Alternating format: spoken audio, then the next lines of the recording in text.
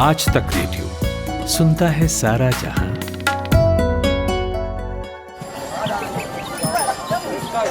ऐसा है, खेल इस बात का है ये नहीं कि आप कितना कमाते हैं, खेल गुरु इस बात का है कि आप कितना बचाते हो। अब कैसे बचाएं? ये बैंक और बाजार की ये टेढ़ी मेढ़ी बातें गले तो उतरती नहीं हैं। अरे तो महाराज उनसे मिलिए ना, अपने मनी मैनेजर से। आपके बटुए से जुड़ी हर सलाह एकदम मुफ्त। और शायरी सुनिए, पैसे से जुड़ा है कोई भी शक, आस्क बेझिझक। मनी मैनेजर, बात बचत की, हर शनिवार आज तक रेडियो पर। मान बनाओ, कच्चा ज़्यादा रखना।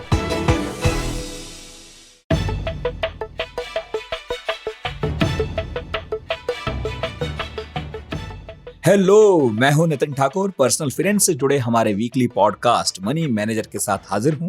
उम्मीद है आपकी होली बढ़िया रही होगी और अब तक आपके कानों और नाखूनों से रंग नहीं छूटा होगा। तो महीना मार्च का है। मार्च जो है फाइनेंशियल ईयर का आखिरी महीना होता है और मार्च ही वो महीना है जब आप अपनी मेहनत से कमाई सैलरी में से टैक्स कटते हुए देखते हैं। दुख तो बहुत होता होगा, लेकिन जरूरी है। आपके सीए या आपकी कंपनी का एचआर आपसे आपके इन्वेस्टमेंट प्रूफ्स देने को कहते होंगे। ये इसलिए ताकि टैक्स में कटने वाला आपका पैसा आपकी जेब में ही रह जाए, या फिर अगर टैक्स कटे भी तो थोड़ा सा कम कटे। अब उन इन्वेस्टमेंट प्रूफ्स में आप क्या सबमिट करते हैं? Fix deposit, mutual fund investment या अपनी रेंट रिसीट, यही सब होता है। खैर, ये जरूरी नहीं है कि आप जो भी इन्वेस्टमेंट करते हैं वो सिर्फ टैक्स बचाने के लिए ही करते हो। इन्वेस्टमेंट के अपने कई टारगेट्स होते हैं और इस पर हम मनी मैनेजर पहले कर भी चुके हैं। आप अपने फ्यूचर को सिक्योर करने के लिए कैपिटल इन्वेस्ट करते हैं। तो इसी तरह का एक इन्वेस्टमेंट प्लान है SWP, यानी सिस्टमैटिक विड्रॉल प्लान। ये एक तरह का म्यूचुअल फंड ही है जिससे आप एक साथ अपनी कुछ पूंजी म्यूचुअल फंड में इन्वेस्ट करते हैं, फिर हर महीने अपनी इन्वेस्टेड कैपिटल का कुछ हिस्सा विड्रॉ कर सकते हैं। इन दोनों काफी चर्चाएं हैं इन्वेस्टमेंट के इर्द गिर्द, क्योंकि मार्केट में उथल पुथल मची हुई है। तो काफी सारे एक्सपर्ट हैं जो SWP को एक टैक्स सेविंग इफेक्टिव टूल के तौर पर सजेस्ट करते हैं और कुछ इसे पैसिव या सेकेंडरी इनकम सोर्स के तौर पर भी सजेस्ट करते हैं। हमने सोचा इस बार मनी मैनेजर इसी पर हो जाए। तो निवेश के इस तरीके को समझेंगे। इस बार हमारे साथ मनी मैनेजर में है बिजनेस टुडे मैगजीन की सीनियर एडिटर टीना जैन कौशल। टीना सर्टिफाइड फाइनेंशियल प्लानर भी हैं और insurance, mutual funds, banking, cryptos, NFTs पर खूब लिखते हैं। आपका बहुत बहुत स्वागत है टीना। Thank you Nitin. तो टीना के साथ हम SWP के फायदे और नुकसान दोनों पर लंबी बात करेंगे, लेकिन सबसे पहले हफ्ते की बिजनेस हेडलाइंस और उन पर कमेंट्स। तो पहली हेडलाइन है टीना, सरकार ने बीते सोमवार को फरवरी महीने की थोक महंगाई दर के आंकड़े जारी किए। इन आंकड़ों के मुताबिक पिछले महीने होलसेल प्राइस पर आधारित महंगाई दर बढ़कर 13.11% पर पहुंची। तो ये जो इतने सारे आंकड़े मैंने अभी बोल दिए, इन्हें थोड़ा सा डिकोड कीजिए सरल भाषा में।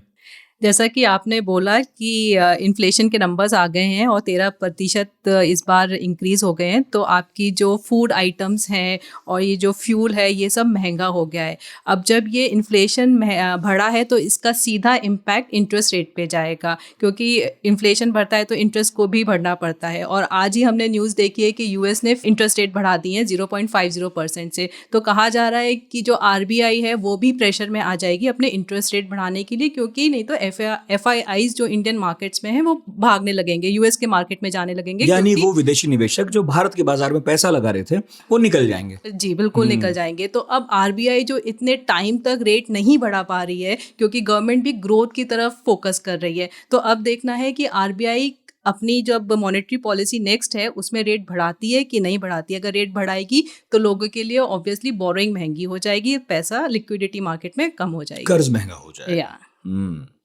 दूसरी हेडलाइन है, इसी महीने की 12 तारीख को EPFO को सेंट्रल बोर्ड ऑफ ट्रस्टीज ने फाइनेंशियल ईयर 2021-22 के लिए PF खाते में जो जमा रकम होती है उस पर ब्याज दर 8.5 से घटा दी है और अब ये हो गई है 8.1%। और पिछले कुछ सालों में ब्याज दर जो है हमने लगातार घटती देखी है। पहले थी 8.65। तो ये जो घटती जा रही है, क्यों है ऐसा? ये तो हमारा ही नुकसान है शायद।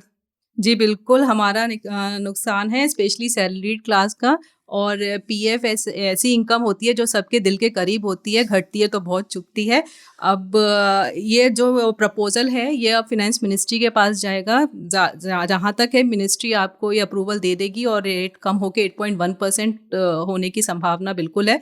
और अब देखना है कि जो स्मॉल सेविंग स्कीम्स हैं जैसे कि आपका एनएससी है, पीपीएफ है और किसान विकास पत्रिका है, इस पे क्या इम्पैक्ट पड़ेगा, क्या ये भी इनके भी रेट कम होंगे? जैसे पिछली बार हमने देखा था सरकार को विड्रॉ करना पड़ा था, उन्होंने स्मॉल सेविंग स्कीम्स के रेट कम करे थे बट इतना हल्ला हो गया था कि वो रिवाइज करना पड़ा था, वापस लेना पड़ा। तो अब क्या होगा, अब ये देखने की बात है। लेकिन अब इसकी वजह क्या है, ये लगातार कम होते जा रहे हैं?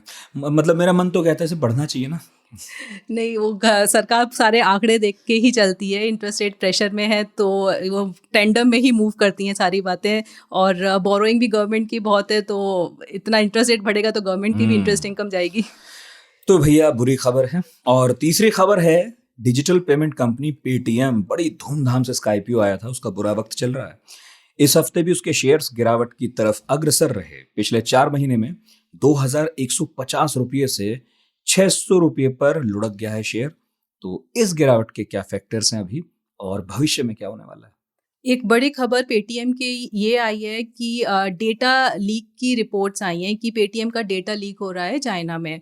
तो इस कारण से पेटीएम के रेट एकदम बहुत गिर गए हैं। पहले ही आईपीओ रेट से बहुत नीचे चल रहे थे और अब जो बोल रहे हैं क्योंकि इस न्यूज़ के कारण जो पेटीएम बैंकिंग लाइसेंस चाह रहा था, अब इस न्यूज़ के कारण उसको बैंकिंग लाइसेंस लेने में ज़रूर दिक्कत होगी। तो इस वजह से पेटीएम का एक ये भी बोलते हैं बिजनेस मॉडल ज़्यादा किसी को समझ में नहीं आता कि कैसे पैसे बना रहे हैं, और उसके ऊपर से ये नेगेटिव न्यूज़ आ गई कि हाँ कि डेटा लीक शायद हो रहा है कि बोर्ड से अपने कुछ चाइनीज उन्होंने सिर्फ इसी चक्कर में हटाए थे क्योंकि उन्हें लग रहा था कि ये फैक्टर कहीं भारी ना पड़े, और अब घुमा फिरा कर वही हुआ। जी बिल्कुल। ओके, तो ये थी इस हफ्ते की बिजनेस हेडलाइंस। लौटते हैं अपने टॉपिक पर, यानी कि SWP।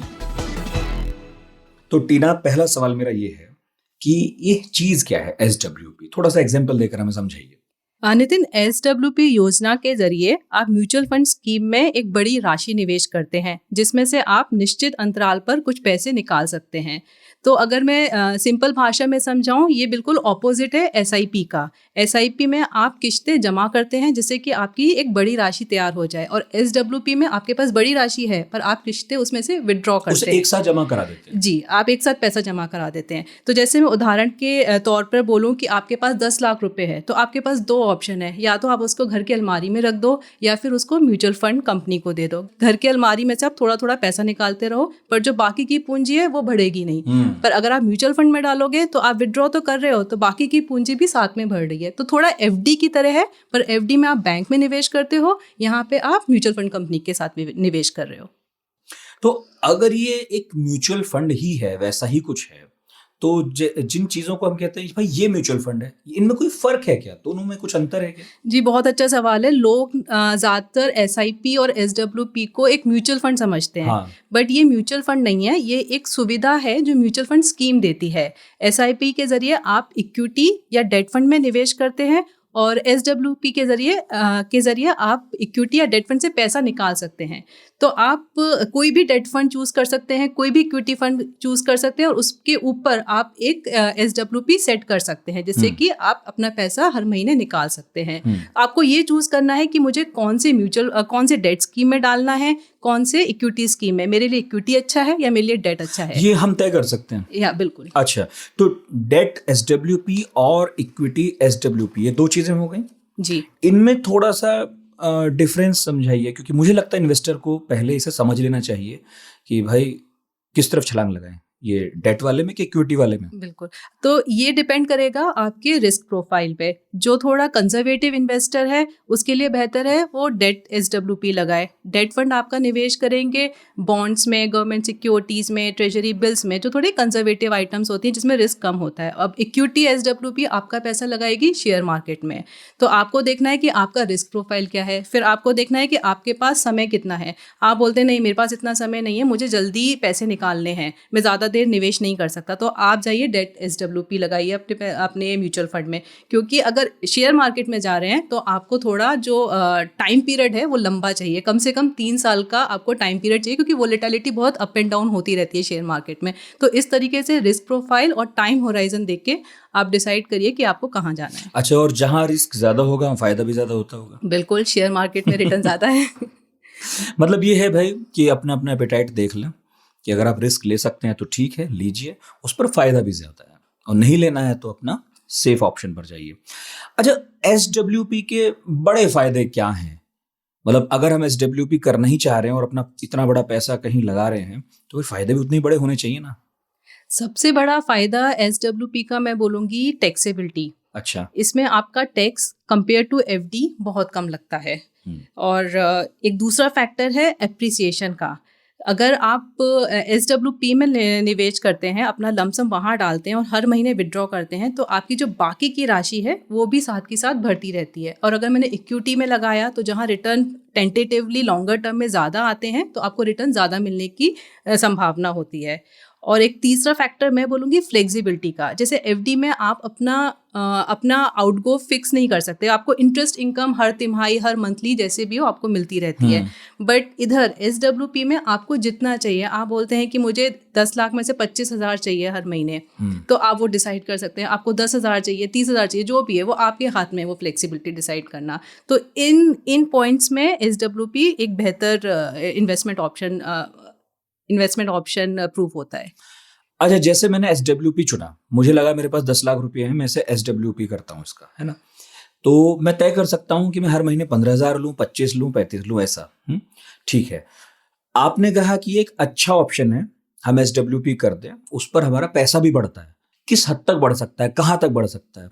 मतलब ऐसी मैं एक सरल भाषा में समझना चाह रहा हूँ कि मैं सोचूं 10 लाख लगा के क्या मिलेगा।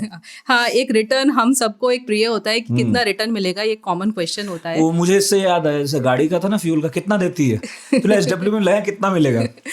तो नितिन, ये है कि देखो, ये FD नहीं है कि मैं बोल दूं कि आपको 5% या 6% मिल जाएगा। इसमें आपका सीधा सीधा रिटर्न डिपेंड करता है स्टॉक मार्केट में अगर आप इक्विटी फंड चूज कर रहे हो, और डेट मार्केट में अगर आप डेट फंड चूज कर रहे हो। तो इक्विटी मार्केट का अगर मैं पास्ट परफॉर्मेंस देखूं तो 10 से 12% रिटर्न मिल जाता है लंबे अंतराल में, मतलब कम से कम 5-10 साल के लिए अपने पैसा रखेंगे। आजकल ये चल रहा है। हाँ, आजकल ये चल रहा है। डेट फंड में आजकल कम है, करीब 4-5% का रिटर्न मिल रहा है। तो एक फिक्स्ड डिपॉजिट में मैं आपको बोल सकती हूँ कि इतना रिटर्न मिलेगा, बट अगर आप म्यूचुअल फंड में लगा रहे हैं तो ये जान के चलिए कि रिटर्न फ्लक्चुएटिंग होगा, फिक्स नहीं होगा। अच्छा, 10 लाख रुपये जमा कर दिए मैंने, अब मैं 15, 25, 35 कितने भी निकाल सकता हूँ, तो ये मतलब ये तो किश्त जैसा कुछ हो गया ना। जी बिल्कुल, आप अपनी ज़रूरत के हिसाब से किश्त लगा सकते हो। इसमें मैं बोलना चाहूँगी कि जैसे आपने 10 लाख रुपए लगाए और आपकी म्यूचुअल फंड स्कीम, मान लीजिए आपने डेट स्कीम में लगाया और आपको 5% वो रिटर्न दे रही है, तो इस हिसाब से आपका 50,000 रिटर्न आ जाएगा। और अगर मैं 3 महीने का रिटर्न देखूं तो 12,500 का रिटर्न आएगा आपका। तो आपके पास चॉइस है कि केवल मैं ये रिटर्न को विड्रॉ करता हूं और अपनी पूंजी सुरक्षित रखता हूं। तो आप हर 3 महीने में 12,500 निकालते रहो और आपका जो पूंजी है वो इंटैक्ट रहेगी। दूध पर से मलाई हटाता रहूं। बिल्कुल। है तो बढ़िया। अच्छा, इसमें ये भी था कि क्या हम बीच में इसे बदल सकते हैं?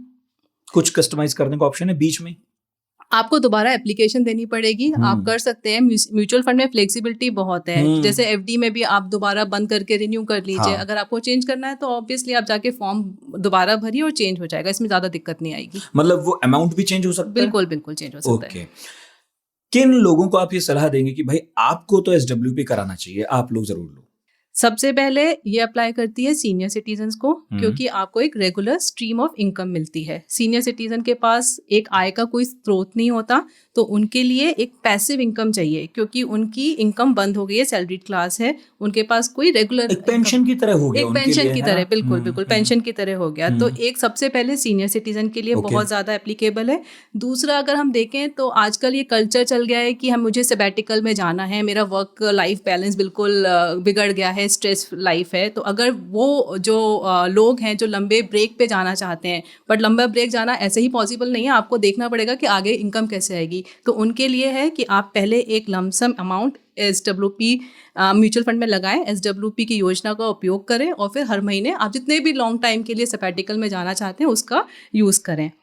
तीसरा है बहुत जो कंसल्टेंट हैं, फ्रीलांसर्स हैं, उनकी एक रेगुलर इनकम नहीं होती, उनको एक लमसम कहीं से मिल जाता है, 6 महीने में एक मिल गया, 7 महीने में कुछ मिल गया, जो नौकरी नहीं बेचारे करते, सोचते हैं कि पेमेंट आने वाला है, बिल्कुल वो यही कहते रहते हैं हर जगह, पेमेंट आने वाला है। हाँ, पेमेंट आने वाला है, तो उनके लिए अच्छा है जब आता है म्यूचुअल फंड में लगाएं, SWP योजना का उपयोग करें और हर महीने निकालते रहें, तो उनकी लाइफ भी थोड़ी स्टेबल हो जाएगी। हाँ, मगर जैसे पैसिव इनकम भी है उसका एक, है ना, कि भाई ये भी आती रहे, बट और भी ऑप्शन इसके लिए, तो जैसे आप डिविडेंड्स, रेंट, FD, हमने इस पर पॉडकास्ट भी किया है, SWP ही क्यों?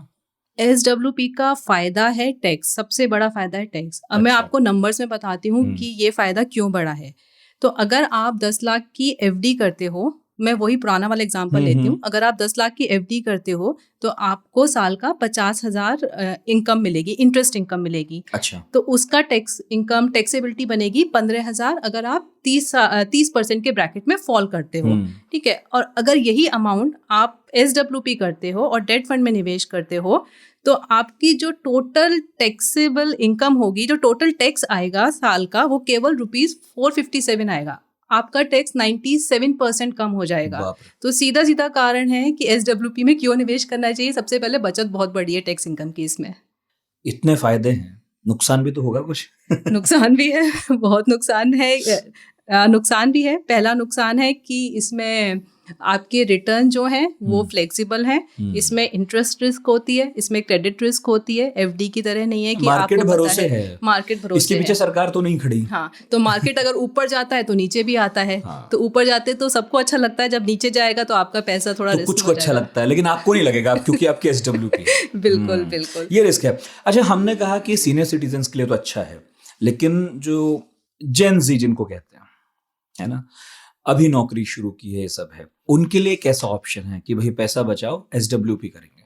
उनके लिए ऑप्शन है, मैं यही कहूंगी कि सबको ना आजकल थोड़ा एक एक्स्ट्रा सोर्स ऑफ इनकम चाहिए। वो बोलते हैं कि मेरे मंथली सैलरी से पूरा नहीं हो रहा, तो उन लोगों के लिए जिनको बोनस मिलता है सडनली, तो आप उस बोनस को ऐसा मत करिए कि किसी एक्सपेंसिव मैंने वॉच खरीद ली या मैं हॉलीडे में चला गया, उसको आप इन्वेस्ट करिए और हर महीने SWP की तरह विड्रॉ करते रहिए। आपका टैक्स भी नहीं बनेगा और आपका थोड़ा लाइफस्टाइल भी, जो आपकी डेली की नीड्स पूरी नहीं हो पा रही, वो आप SWP के थ्रू यूज कर सकते हैं। तो उनके लिए ये फायदा है। अर्ली रिटायरमेंट के लिए भी बढ़िया है। अर्ली रिटायरमेंट के लिए बहुत बढ़िया है। इसमें मैं कहूँगी कि आप पहले SIP के द्वारा इन्वेस्ट करिए, अपना कॉर्पस बनाइए। आप चाहते हैं कि मैं 5 साल बाद रिटायर होऊंगा, तो पहले SIP के जरिए आप 5 साल का कॉर्पस बनाइए। आपको लगता है कि मेरा कॉर्पस सफिशिएंट हो गया, अब मैं विड्रॉ कर सकता हूँ, अब मैं रिटायर हो सकता हूँ, तो उसके बाद आप उस कॉर्पस में SWP लगा दो। अब बोल दो कि अब आप रिटर्न ही खाओ उसका, आप उसका पूंजी को यूज मत करो, पूंजी सेव रखो, तो आपका वो रिटर्न हर महीने चलता जाएगा। तो ये ठीक है, पहले आप SIP करें, उसका फिर SWP करा लें। बिल्कुल, अच्छा प्लान है, सुनने में तो अच्छा ही लग रहा है। अच्छा टीना, ये बताइए कि कैपिटल गेन को कंप्यूट कैसे करें SWP पर? तो कैपिटल गेन कंप्यूट के लिए आपको देखना पड़ेगा कि आपकी कॉस्ट प्राइस और सेलिंग प्राइस कितनी है। तो इसमें म्यूचुअल फंड में हम NAV को देखते हैं, नेट एसेट वैल्यू। तो अगर मान लीजिए आपने जब म्यूचुअल फंड खरीदा था तब आपकी NAV थी 40 रुपये और आपने उसको विड्रॉल करते समय आपने उसको 3 महीने बाद बेचा क्योंकि आपको पैसा विड्रॉ करना था और उस वक्त आपकी NAV बढ़ के 40.5 हो गई थी। तो जो कैपिटल गेन है वो होगा 40.5 माइनस 40, मतलब 0.5 का 1 यूनिट पे है आपके, क्योंकि म्यूचुअल फंड यूनिट्स में काम करता है। तो 1 यूनिट पे आपका गेन है 0.5। तो अगर मान लीजिए आपने 100 यूनिट विड्रॉ करी है तो आपकी 100 यूनिट की कॉस्ट प्राइस होगी 400 और सेलिंग प्राइस होगी 405। तो आपका जो कैपिटल गेन लगा वो केवल 5 रुपए पे लगा। तो इस तरीके से आप हर महीने का निकाल सकते हैं कि मेरा कितना कैपिटल गेन है। अब यही फिक्स्ड इनकम अगर होता तो सारी इनकम पे टैक्स लगता, क्योंकि यहाँ केवल कैपिटल गेन जो NAV पे गेन हुआ है उस पे टैक्स लग रहा है, इसलिए आपकी टैक्सेबिलिटी बहुत कम आती है। हाँ, मुझे लगता है मेरे जो सवाल बेसिकली थे मोटे माटी जो भी थे मैंने तो पूछ लिया आपसे, लेकिन इसके अलावा यदि आप कुछ कहना चाहें, टैक्स तो आप बता ही चुकी, और कुछ जो हमें ध्यान में रखना चाहिए SWP के बारे में? टैक्स का मैं एक थोड़ा डिटेल में बता देती हूँ। इक्विटी फंड्स का अलग टैक्सेबिलिटी होगी और डेट फंड की अलग टैक्सेबिलिटी होगी। अच्छा। तो इक्विटी फंड की जो टैक्सेबिलिटी वो ये है कि अगर आप पैसा 1 साल से पहले विड्रॉ करते हैं तो उस पर शॉर्ट टर्म कैपिटल गेन लगेगा जो कि 15% है, और अगर आप 1 साल के बाद करते हैं तो उसमें 10% लगेगा, और वो जो कैपिटल गेन 1 लाख से ऊपर का होगा उस पर 10% लगेगा। 1 लाख तक कुछ capital long term capital gain आपका नहीं लगेगा। अब यही केस अगर आप डेट फंड में करते हैं तो अगर आप 3 साल से पहले उसको विड्रॉ कर लेते हैं तो उस पर शॉर्ट टर्म कैपिटल गेन लगेगा। शॉर्ट टर्म कैपिटल गेन आपके जो टैक्स रेट है उसके हिसाब से लगेगा। जैसे अगर आप 20% के टैक्स रेट पे हो तो आपका 20% लगेगा, 30% पे हो तो 30% लगेगा। और लॉन्ग टर्म है जो आप 3 साल के बाद विड्रॉ करते हो उस पे आपका 20% लगेगा विद इंडेक्सेशन बेनिफिट। तो ये टैक्सेबिलिटी इंपॉर्टेंट है। और दूसरा फैक्टर मैं ये भी बोलूँगी कि आप जब FD में निवेश करते हो, क्योंकि इसका कंपैरिजन FD से बहुत होता है, अगर आप FD में करते हो तो आपको सेक्शन 80 TTA के अंदर 10,000 का एग्जम्पशन मिलता है, और जो सीनियर सिटीजन के लिए वही एग्जम्पशन 80 TTB के अंदर 50,000 का है। तो ऐसा कोई एग्जम्पशन आपको SWP में नहीं मिलेगा। म्यूचुअल फंड में कोई एग्जम्पशन नहीं है। तो इन्वेस्ट करने से पहले एनालाइज कर लीजिए कि मेरा एग्जम्पशन ज़्यादा अच्छा होगा कि मैं ऑलरेडी एग्जम्पशन लिमिट को क्रॉस कर रहा हूँ तो SWP बेहतर होगा। हाँ, मतलब जाने से पहले फाइनेंशियल एडवाइजर से अपने ज़रूर बात कर लें कि मेरे लिए कैसे ठीक रहेगा। लेकिन फिर भी मैं आपसे पूछूंगा कि अगर मैंने मन बना लिया कि मुझे SWP लेना है तो कुछ जो आपको लगते हो 3-4 अच्छे ऑप्शंस कि हमें इनके लेने चाहिए, वो क्या होंगे? तो नितिन, मेरी सलाह यही होगी कि आप अगर आपने विचार बना लिया है कि SWP करना है तो पोर्टफोलियो को आप डाइवर्सिफाई करिए। थोड़ा आप FD में डालिए, थोड़ा आप म्यूचुअल फंड में डालिए। अगर आपका होराइजन 3 साल है, अच्छा है, तो इक्विटी फंड में डाल सकते हैं।